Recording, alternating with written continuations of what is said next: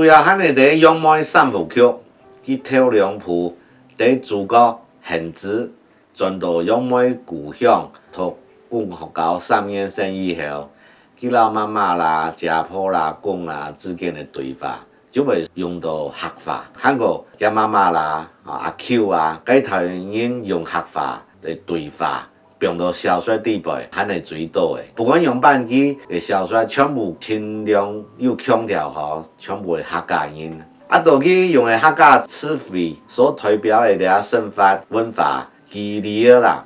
不论好坏都有啦。看某地方，比如讲，家阿公看谁某一栋猫啦，某的诗买的，书中加白就那种讲到。还有家阿公天水水台啦，谁啊妹谁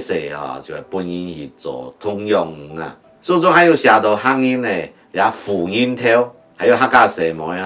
冇读剧啦，没有讲到汉音做个散符啦，没有写到。讲功夫的时间，去写到去台球转到个卡，台价17把，从盘西时空用